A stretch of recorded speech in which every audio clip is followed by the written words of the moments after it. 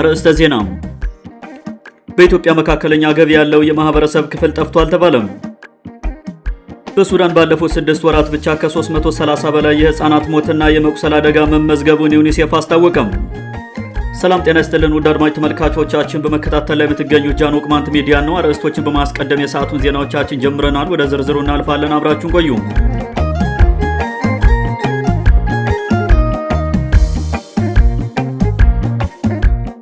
በኢትዮጵያ መካከለኛ ገቢ ያለው የማህበረሰብ ክፍል ጠፍቷል ተባለም። አሮጌው የብልጽግናው መንግስት ዛሬ ባካሄደው መደበኛ ስብሰባ በርካታ ጥያቄዎች ለጠቅላይ ሚኒስትሩ የተነሱ ቢሆንም ሀገሪቱ በቁጥር ሪፖርትና በቁጥር ፖለቲካ ተሸብባ ዜጎቿን በድህነት ቁልቁል ይዛቸው እየሰመጠች ነው የሚለው ጎልቶ ተሰምቷል። መንግስት ትክክለኛ የማክሮ ኢኮኖሚ ፖሊሲ ባለመትከሉና አካሄዳቸዋለሁ የሚላቸው የልማት ስራዎቹም ቢሆኑም በቀጥታም ሆነ በተዘዋዋሪ የህብረተሰቡን የኑሮ ሁኔታ የማያሻሽሉ በመሆናቸው የመንግስት ደመወዝተኛው በከፋ ድህነት ውስጥ ወድቋል ተብሏል። በተለይም ስለ መንግስት ሰራተኛው የኑሮ መጎሳቆል አስመልክቶ ጥያቄ ያቀረበ አንድ የምክር ቤት አባል የዋጋ ግሽበቱና የኑሮ ውድነቱ እንዳለ ሆኖ የመንግስት ሰራተኛው በወር ከሚያገኘው አጠቃላይ ደመወዙ ከግማሽ በላይ የሚሆነው በልዩ ልዩ ምክንያት መንግስት መልሶ ስለሚወስደው ለከፋ ችግር ተዳርጓል ሲሉ ተናግረዋል። ከፓርላማ አባላት ከተነሱ በርካታ ጥያቄዎች መካከል የሀገሪቱን የሰላም ሁኔታ የሚመለከቱ ጥያቄዎች የብዙሃኑን ጆሮ የያዙ ሲሆኑም በተለይም ከአንድ የምክር ቤት አባል መንግስት ባቀረበው ሪፖርት በርካታ የልማት ስራዎች እንደተሰሩ ቢገለጽም ለሰላምና ጸጥታ የተሰጠው ትኩረት ግን አልታየንም በማለት ትችት አዘል ጥያቄ ቀርቧል። በተለያዩ ክልሎች መካከል የመሰረተ ልማት ልዩነት እንዳለ ጥያቄ ያቀረቡ አባላት በበኩላቸው መንግስት ይህን ችግር ለመፍታት ሲጥር አይታይም በማለት ተችተዋል። የተቃዋሚ ፓርቲ አባል የሆኑ የምክር ቤት አባላት ባነሱት ሀሳብም ላለፉት 5 ዓመታት በጸጥታውና በሰላሙ ዘርፍ በርካታ ችግሮች መፈጠራቸውን ጠቅሰው ይህን ችግር የወለደው ደግሞ የገዢው ፓርቲ የመደመር ፖለቲካ ስብራት ነው ብለዋል። ከዚህም በተጨማሪ መንግስት ትልቅ የማክሮ ኢኮኖሚ እድገት እንዳመጣ አድርጎ ያቀረበው ሪፖርት ብልጽግና በቁጥር ጨዋታ ህዝብን የሚያደናግርበት ስልት እንጂ መሬት ላይ ካለው ነባራዊ የሰዎች ህይወት ጋር በፍጹም ይጋጫል ተብሏል። መንግስት የተከተለው የተሳሳተ የምጣኔ ሀብት ማሻሻያ በሚሊዮኖች የሚቆጠሩ ዜጎችን ወደ ድህነት የከተተ ከመሆኑም በላይ አነስተኛ ነጋዴዎችን፣ የመንግስት ሰራተኞችን፣ አነስተኛ ገቢ ያላቸውን አርሶ አደሮችና ሌሎች የህብረተሰብ ክፍሎችን ወደ ከፋ ድህነት በማስገባቱም ዜጎች በስውር ረሃብ እየተሰቃዩ ናቸው ሲሉ የምክር ቤት አባላቱ ጠይቀዋል። በርካታ የምጣኔ ሀብት ባለሙያዎች እንደሚያምኑበት የአንድ ሀገር ምጣኔ ሀብት ማደግና መረጋጋት የሚለካው በሀገሪቱ ውስጥ በሚፈጠረው መካከለኛ መደብ የማህበረሰብ ክፍል ቢሆንም የብልጽግና መንግስት ከመጣ ወዲህ በዘመነ ኢህአዴግ ተፈጥሮ የነበረውና ውስን ቁጥር የነበረው መካከለኛ መደብ ሙሉ በሙሉ ጠፍቶም አሁን በሀገሪቱ ፍጹም ሀብታምና ፍጹም ድሃ የሆኑ 2 መደቦች ብቻ እንዳሉም ተገልጿል።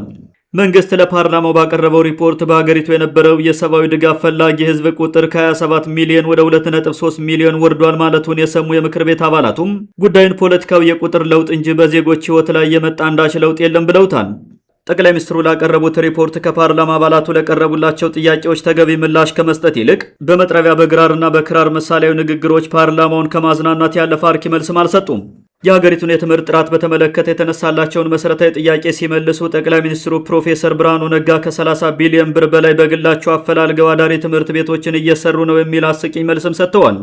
በንግግራቸው ውስጥ ድርጅታዊነትንና ተቋማዊ ኃላፊነትን አሽቀንጥረው ጥለው 10 ጊዜ እኔ እያሉ የግል ካምፓኒ የሚመሩ የሚመስሉት ጠቅላይ ሚኒስትር አብይ አህመድ የሚሰጡት ምላሽ የደንቡን ለማድረስ እንጂ ከሚከተሉት አስተሳሰብና አሰራር የመነጨ ቀጣይ ተተግባሪነት ያለው አይደለም ተብሏል።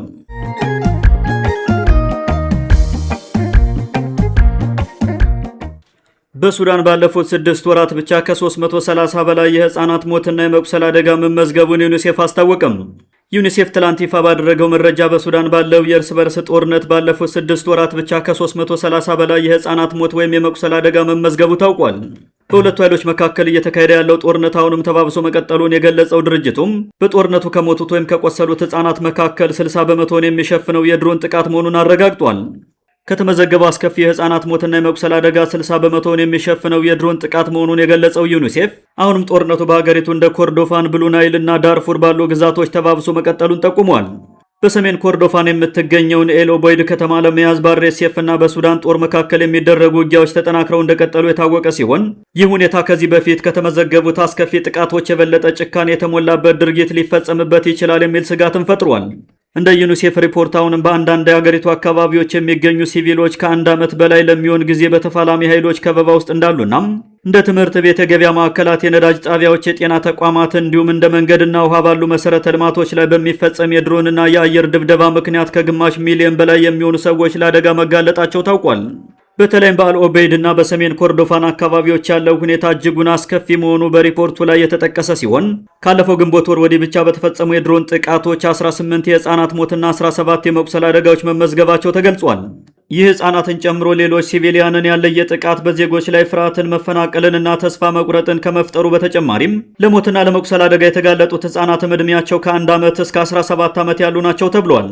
ህፃናት በቤታቸው፣ በመጠለያ ጣቢያዎች፣ በትምህርት ቤት፣ በህክምና ቦታዎችና በገበያ ማዕከላት ሁሉ እየተገደሉ ነው ያሉት በሱዳን የዩኒሴፍ ተወካይ ሸልደኒያት በሀገሪቱ ያለማቋረጥ በሚከሰት አመፅና መፈናቀል ለልጆች የሚሆን የቀረ አስተማማኝ ቦታ የለም ሲሉ በመላ ሀገሪቱ ያለውን አስከፊ ሁኔታ አብራርተዋል። የሱዳንን ቀውስ ጉዳይ በተመለከተ የተባበሩት መንግስታት የሰብአዊ መብቶች ምክር ቤት ትላንት ሰኞ ሐምሌ 6 ቀን 2026 በጄኔቫ ተሰብስቦም ከሱዳን የሚሰደዱ ዜጎችን የሚያስተናግዱ ሀገራትን የሚያበረታታ ከፍተኛ ድጋፍ እንዲደረግም መወሰኑ ተሰምቷል። ጃን ኦቅማንት ሚዲያ በተደጋጋሚ እንደዘገበው በውጭ ኃይሎች ድጋፍ በሱዳን ጦርና በፈጥኖ ደራሽ ኃይሉ መካከል የሚደረገው የእርስ በርስ ጦርነት ተባብሶ የቀጠለ ሲሆን በተለይም ሀገሪቱ ከኢትዮጵያ በምትዋሰንበት ብሉ ናይል ግዛት የሚደረገው ውጊያ ዛሬም እንደቀጠለ መሆኑ ከቦታው የሚወጡ መረጃዎች ይጠቁማሉ። ውድ አድማጮቻችን ለዛሬ የነበሩን ዘገባዎችን ይመስሉ ነበር። መልካም ጊዜ ሁላችሁ።